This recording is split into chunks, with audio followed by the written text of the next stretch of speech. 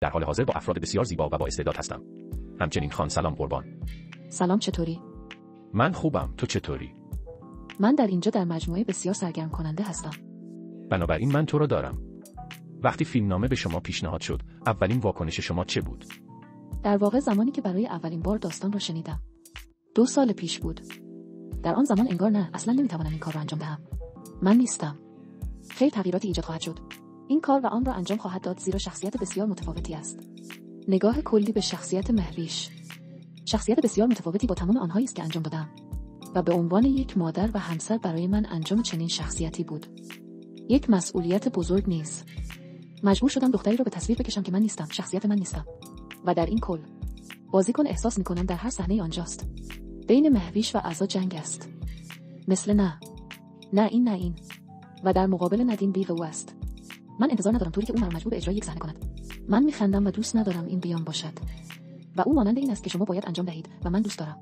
اوه خوب، پس برای من که این شخصیت را انجام می‌دهم. همچنین انجام این کاراکتر برای من بسیار دشوار است. فکر کردن و حمل شخصیتی مثل دختری هست که در زندگیش رویاهایی دارد و شوهر هم دارد و یک بچه و همه چیز در زندگی او خوب است. سپس برخی چیزها در زندگی میآیند که هستند.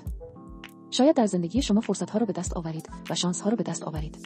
من نمی‌توانم داستان را فاش کنم، اما چیزهای زیادی در جریان است. اگر بگویم سرزنش خواهم شد. پس تجربه کار با همایون چگونه بود؟ در واقع موضوع این است که در ابتدا ما تمرینات خود را داشتیم. به منظور من راحت می‌شوم تا بتوانم صحنه‌ها را انجام دهم. چگونه این کار را انجام خواهیم داد؟ زیرا هر شخصیت من، شخصیت آقای خلیل، من دارم 4مین نمایش او را اجرا می‌کنم. اما در هر بازی هر شخصیت بسیار متفاوت بود. بعد از سعی کاراکتر 4مین کاری که انجام میدم شخصیت مهویش که به من فکر می‌کنم. من چنین کاری انجام ندادم. من اینطوری صحبت نکردم. مثل این که برادر ندیم مرا نگاه می‌کرد و گفت به نظر شما متفاوت است. چرا؟ گفتم نمی‌دانم. گفت شخصیت شما اینطور است. چیزی در بازیگری شما وجود دارد. خیلی خوبه ولی خیلی متفاوته. بنابراین من فکر می‌کنم شخصیت مانند آن است. به من هم اینطوری غالب زد. طرفی که قبل از کارهایی که انجام ندادم نشان ندادم.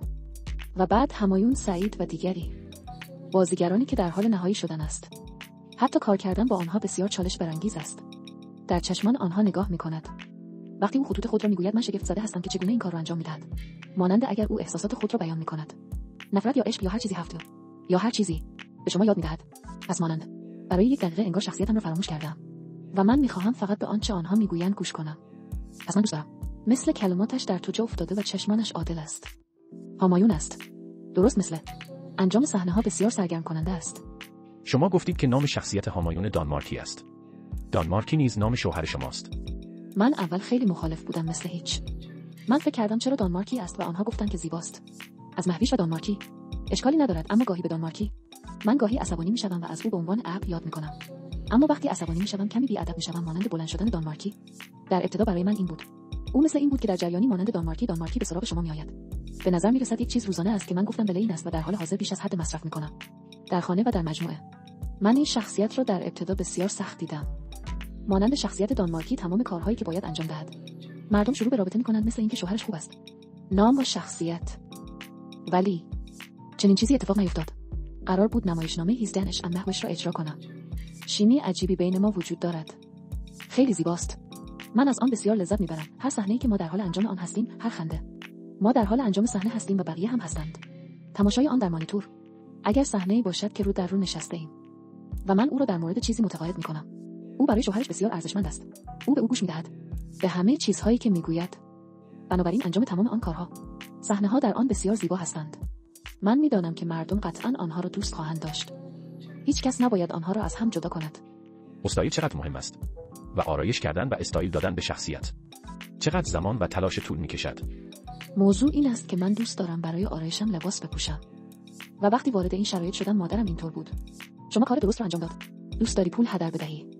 پوشیدن لباس خوب و کفش خوب برای لباس پوشیدن و چیزها را با لباسها و چیزهای خود هماهنگ کنید.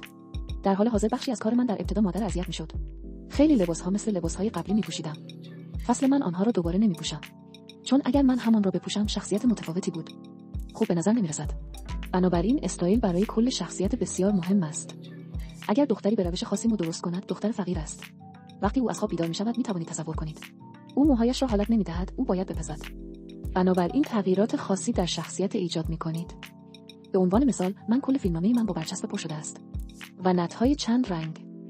من همه چیز را علامت گذاری کردم در چه صحنه‌ای قرار است چه بپوشم. آرایش کاری که باید و نباید انجام دهم. و کوچکترین چیزها در استایل. من خیلی مراقب شخصیت هستم. و حتی در این من 2 نوع شخصیت دارم. یکی کمی مدرن است و مراقب چگونگی آن است. او به نظر می‌رسد به همه چیز. دیگری فکر می‌کند که او بسیار لباس مدرن و بسیار شیک در واقع او از آن نوع نیست. بنابراین این چیزها نیز بسیار دشوار است. اگر در شخصیت قبلی پزشک بودم. زیرا هر یک از چیزهایی که او نباید خیلی شیک باشد زیرا پزشکان معمولا اینطور هستند، بعضی‌ها اینطور هستند. اما شما باید در آن زمینه بسیار مراقب باشید و من حتی دوست دارم این کارها را انجام دهم. من حتی به همه میگویم شما باید روی صفحه بیایید. مردم من را دنبال میکنند. بنابراین تمام لباس‌ها و لوازم جانبی و جواهرات در درام برای شخصیت شما استفاده می‌شود. همه آنها مال شما هستند. اکثر آنها بله. و اگر داشته باشم یک صحنه بسیار عروسی یا صحنه رسمی، سپس من طراحان مختلف را استخدام میکنم. من جواهرات آنها را میپوشم و سپس آن را پس میدهم. من آنها را با خودم نگه نمیدارم چون من آن را نمیپوشم. اینطور نیست که ما چیزهایی را که انجام میدهیم نمیخریم. من چیزهای زیادی را سفارشی میکنم. من به آنها میگویم که استایلت خیلی خوبه. این بخش شما خیلی خوب است. بنابراین من آنها را بر اساس نیازهای خود تنظیم میکنم. رنگ‌های زیادی وجود دارد. مثل پاستال میخواهم یا رنگ‌های روشن میخواهم. برش را به این صورت انجام دهید. این کار را بکن و آن کار را نکن. بنابراین من با طراحان جلسه‌ای دارم. اینطور نیست. من فقط هر چی بخوام میپوشم.